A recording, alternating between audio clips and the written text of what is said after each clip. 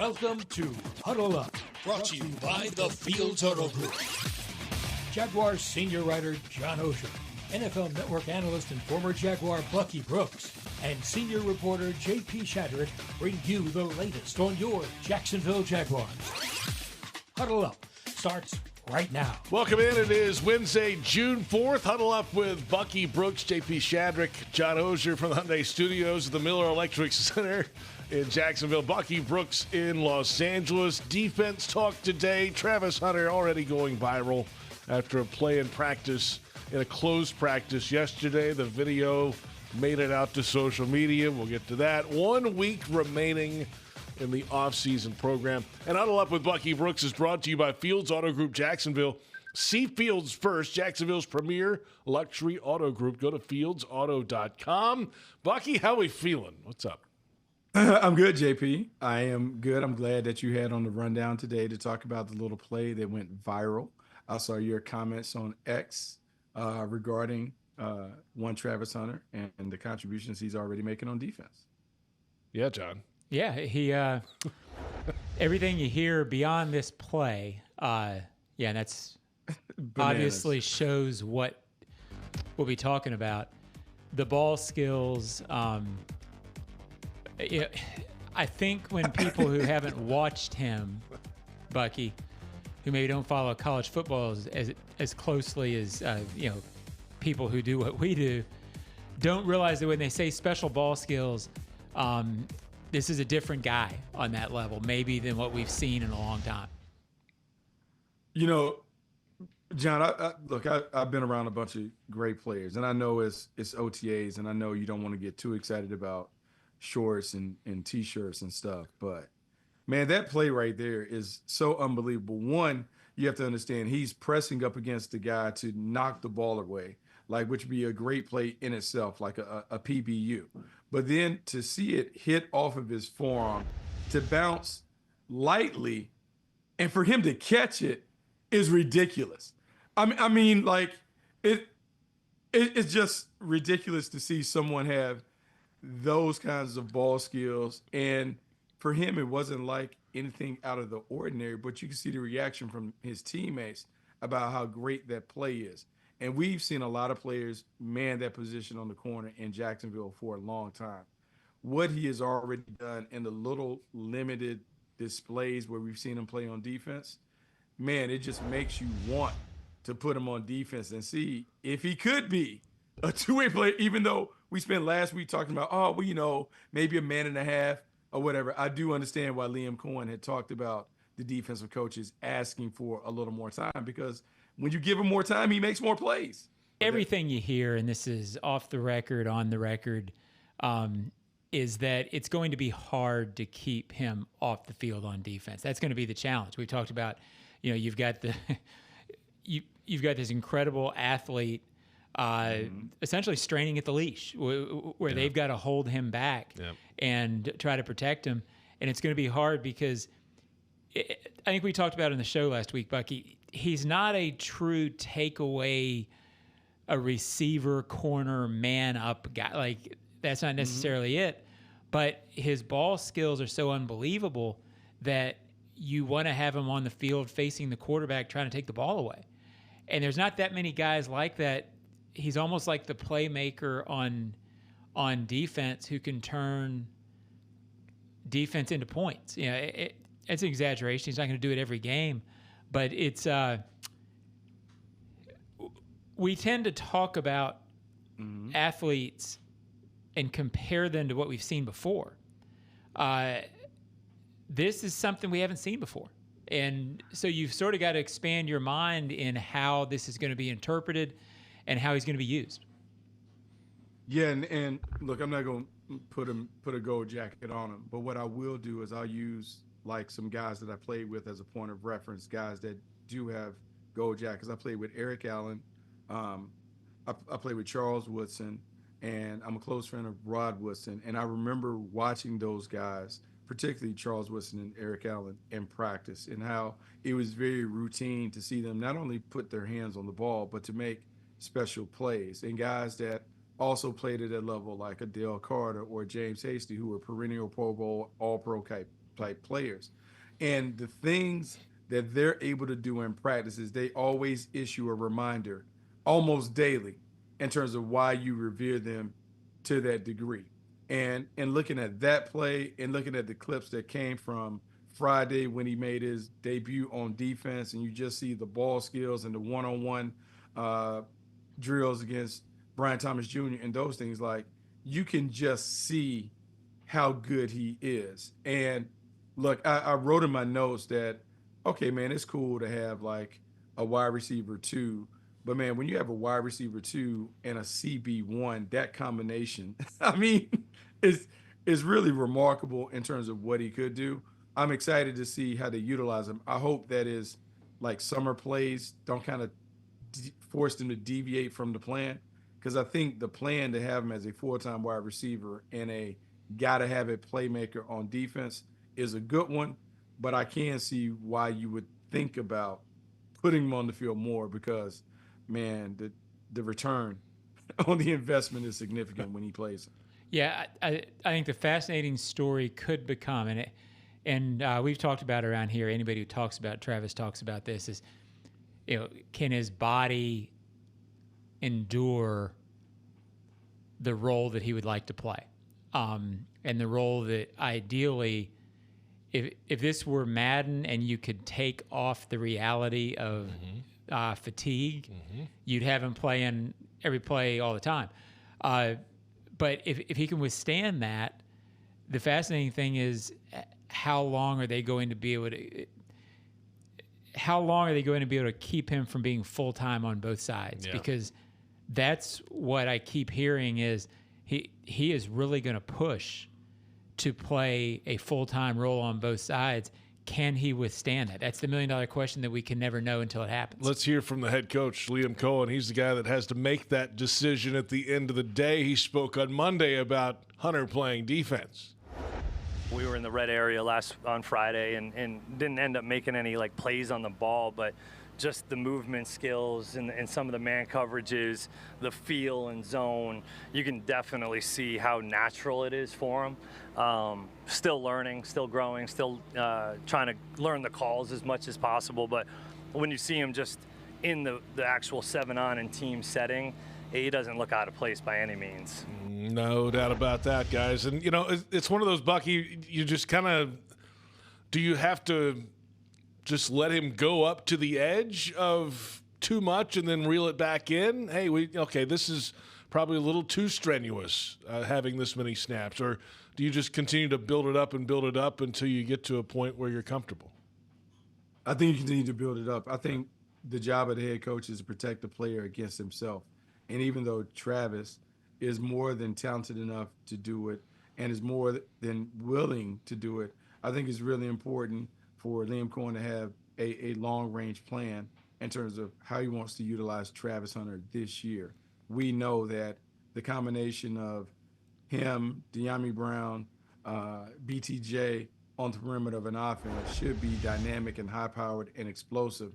But then it's trying to figure out how do we fit him in on defense. I think the original plan that they made when everyone's was kind of calm, the emotions weren't running high in terms of thinking about how to utilize him, I think that is a sound one. Having him be a man-and-a-half player should enable him to make enough plays, not only on offense but on defense, to help his team make a push and be a much better team than the one that we saw last season. JP and Buck, have you ever been to the beach or in a pool when it's just a little bit too cold to get in and you wind up sort of, you go into your knees and you kind of get back out. Then you go into your thigh and you kind of get back out. Real men jump in. So you guys probably jumped in, but that's the way I get into a cold pool. It feels like that's the way to do it with Travis, right? Let him get in. And you just get the feeling at some point that he's going to be head into that pool and going. But I think the team needs to make sure that he goes first to the knees, then to the thighs, then go ahead and get to your, you got to protect him from himself, because it is too much of a risk to just let him dive right in, even though that's what JP would do. No, I mean, I'm just asking a question. Don't point at me, man. I mean, I love that. And the reason why I love the swimming analogy, I often use this when referencing my two kids. There was a man Mr. Conrad, a Jamaican guy who taught my son how to swim. And his method of teaching guys how to swim, say, hey, I can get you to swim in 5 days. And literally, John, he took my kid when he was little. He was like, okay, hey, you want to swim? Great. And he threw him into the deep end. Right. And he said, oh, you're figured out. And then my daughter went to this water whisperer that took like 8 weeks, and they slowly dropped water droplets on her forehead. And that was the class for a week or whatever. And then my son became a much stronger swimmer because he was just exposed to it. And I do wonder, like you're talking about, like, hey, we can slowly ease him in. And then at some point you're like, hey, guys, let the guy We got to do this. Let's go play. Yeah. like, take the floaties off. Yeah. You just got to go because Throw him in the pool. And I You know can there's a just- feeling in the building that eventually that will happen with Travis, where they're going to say, you know what, he's shown us that he's ready for it, but they have to make sure that they're right, that he'll be ready. And then the athletic training and the strength that. staff and all that has to be in cahoots with this too, Bucky. That's to make sure he's rehabilitated and ready to go the next day. Yeah, but I think there are things that you can do from a practice standpoint to get him right. Where, hey man, maybe Wednesday is a rest and recovery day where he does the walkthrough part, but maybe he doesn't practice. I just know this: I can feel it from a million miles away. There is an electricity and an energy when he is on the field that is different. Like for this team, I can't remember the last time a player was on the team where everyone on the team could feel the juice. I liken it to when I played in Green Bay. It was in the middle of Brett Favre's 3 MVP run. And when you were on defense, you stood up to watch what he was going to do on offense. I get the sense that already players on both sides of the ball, when 12 is in the game, there's this feeling, man, he's going to make a play. Let's make sure we watch it. And, man, that energy is infectious. It's contagious. It's one of those things that can really take a team to another level, not only the playmaking, but just the juice that he brings as a special player. Those guys matter. They certainly do. And the 2025 season schedule has dropped. Single game tickets are on sale now. Don't miss your favorite matchup this year. Secure your tickets at jaguars.com/tickets or call 904-633-2000. I think John's doing that right now on his phone. Hey, it could be. Went right onto it. Advertising works. Well, it does work. It's Huddle Up with Bucky Brooks, JP Shadrick, and John Oehser from the Miller Electric Center. Let's continue on defense. Josh Hines-Allen, defensive end, speaking with the media Monday, and the storyline this week about everybody was a little heavy last year. You know, my mindset was always, to be as dominant, but, it was a little, obviously holding a little bit more weight kind of, puts a little bit more wear and tear on the body, and just, it was a lot, too much. Again, learn to adapt. Got to know what works best for you. Something I tried and something that I'm like, all right, I probably don't want to do that again. Hines-Allen's always good for a quote or two, Bucky, and he said he was 285 at one point last season. He wouldn't give us a number now, but it's clearly he's trimmed up a little bit. He ain't 285 right now, No, I'll tell you that. No. No, he's not. And look, I'll say this, like in the National Football League, speed is coveted at a premium. And so even though we like to think the bigger, stronger guy is going to win, it's all about the speed element. And some of the plays that we gave up was because on defense, we were a slow, heavy-legged defense last year. So quarterbacks escaping the pocket, big plays, big runs, a lot of that had to do with just not being a fast team. And this is a much faster team. When we go and watch them practice, you can tell that they have like a little more zip, a little more buzz and energy about them. And, man, your best players have to be not only at a comfortable weight, they got to be in a comfortable position. And I feel like all of the Jaguars' marquee players, particularly on defense, are settled in the spots that should allow them to play at their best because that's where they were best at, meaning not only Josh Hines-Allen and Herman Walker, but also Tyson Campbell and Fourier and Devin Lloyd. All of these guys are playing positions that are best suited towards their skill sets and where we've seen them in Jaguars uniforms play at their best.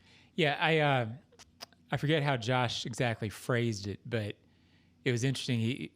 He was talking about when he goes out on the field, he wants to be thinking about nothing else but dominating the guy in front of him, right? Mm-hmm. And he was referencing the Guardian cap, but he also sort of referenced back to, last year with the weight.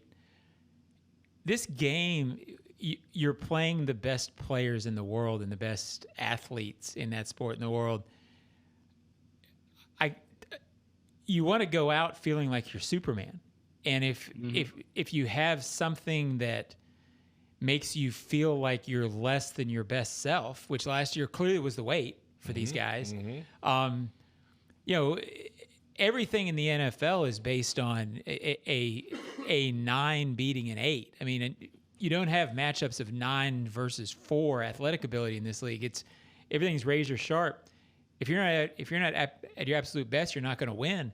And the weight clearly kept them from being at their absolute best, and they felt it. So I guess I said this on a show the other day, Bucky. He had 17.5 sacks, and I guess they took the approach last year, hey, if it ain't broke, let's add weight. I mean, come on. So it's over. It's in the past, and clearly these guys are excited about the approach going on defense now. And you can see the excitement. I just think, like, just in watching them move around and fly around, like, it's just the comfortability. Like, when guys are comfortable and they are feeling at their best, they play a step faster. And I think it's apparent that the defense is playing faster. It's also part of being a little more zone-based defense than man-based, where you see the reaction time is a lot quicker when it comes to closing to the ball.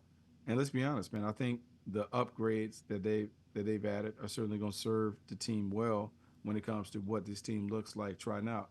And we can say all that's knowing that, it's only OTAs and they really don't mean anything. But I believe there's a tremendous sense around the building that this team is going to be much better than many people expect them to be. JP, this team, I was writing about something else last night. So I was looking up a stat. They had 6 interceptions last year. That's hard to do if you're trying. Right. I mean, sometimes they're going to throw it at you. You get a tip ball or like something. So and they had more fumble recoveries than that. So it wasn't their whole turnover ratio. Yeah, but 6, man. So it's hard to imagine this defense this year, Bucky, not being better minimum at takeaways. I don't know where their ranking will be, but this sort of style, zone, facing the quarterback, Travis Hunter on the field, we've talked so much about offense, I guess is why I'm off on this track, that really feels like it's going to be a theme of the defense this year. I'd be stunned if there's not more takeaways. Well, takeaways is the number one deciding factor in ball.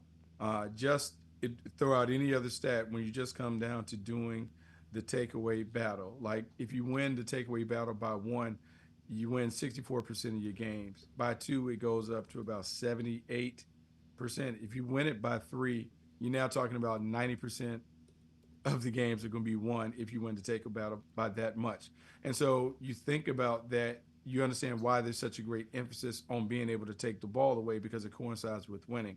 Well, making the move to more of a zone base, you'll hear them talk about vision and break. You can get your turnovers off, tips and overthrows. You can get your turnovers because you're running to the ball fast, and you knock the ball loose because you got more hats running with bad intentions to the football because they see the ball thrown. And then the emphasis on knocking the ball out is just going to become habitual. It's a habit to go after the ball. And all of these things, these habits that they create now, are going to matter in games, because you will see more takeaways happen just because of the philosophical change that has taken place with the defense. Time to get to Daly's Place. Busy schedule now that we're in June. It's upon us, John. Old Dominion, June 6th. That's coming up in 2 days. Packed house for that one. Vampire Weekend, June 12th. Glass Animals, June 17th. Plenty more ahead. All the tickets and info at dailysplace.com. Got a chance to go. The boss, Patrick Cavanaugh, and I went to Sticks the other night. Yeah, that's what I heard. Sticks. Yeah. Are you a Speedwagon? No, they weren't there. No, it was Kevin Cronin and Don Felder. Well, Kevin Cronin was REO Speedwagon. Was he? Okay, yeah. We got there after all that. We got there for the headliner. Don Felder wasn't the Eagles, but Kevin Cronin was REO Speedwagon. Well, there you that's go. Not fair. REO Speedwagon had a great guitar player, but Kevin Cronin was the voice of REO Speedwagon. We got there in time for Sticks. Okay. Yeah.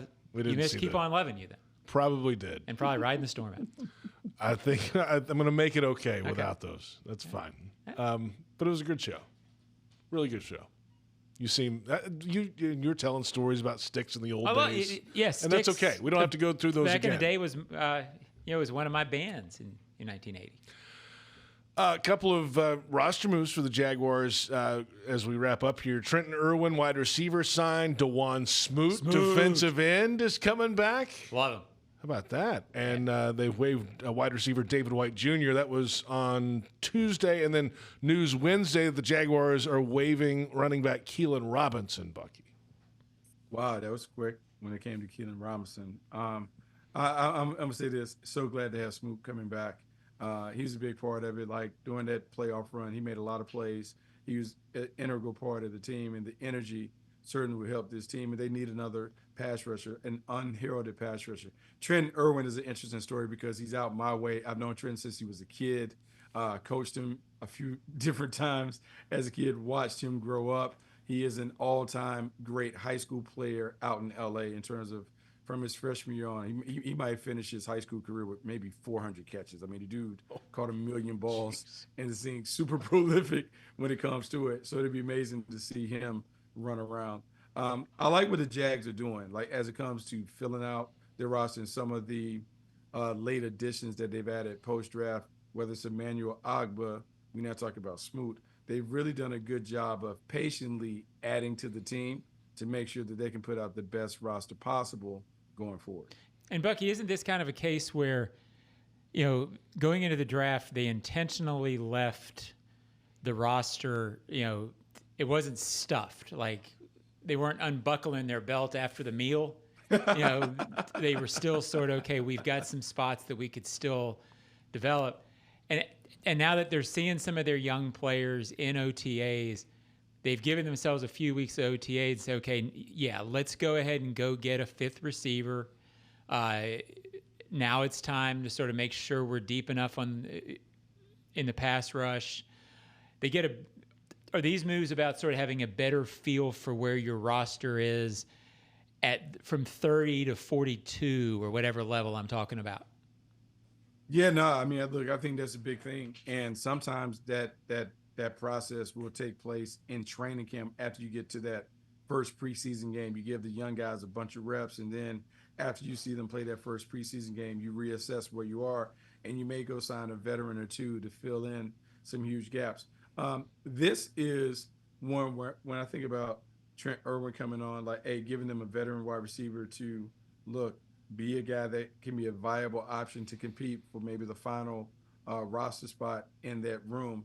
And then when we talk about Smoot, it's just trying to find some other people that can get after it. It is taking a great opportunity to look at the team. Let's make sure we have the right training camp roster. I think, John, you talked about Bill Polian always being like, you always want to have a roster that if we had to put the ball down today, we felt confident enough about what we had to put out there. I think this is part of that process to make sure we always have a team that is ready to play if we had to break it out and play today at noon. You can also see, JP, they've talked so much about, since Gladstone got here and Liam and Tony, how many times you heard these guys talk about we want guys who love football. And I've never been around a regime that wants guys who don't like it. I want these guys to hate the game. But there's a difference between saying that and acting it. Smoot, you've been around. I mean, this is a guy who, when they talk about culture, when they talk about wanting guys in the building who are the kind of players that this team wants, Smoot fits that to a T. A veteran guy.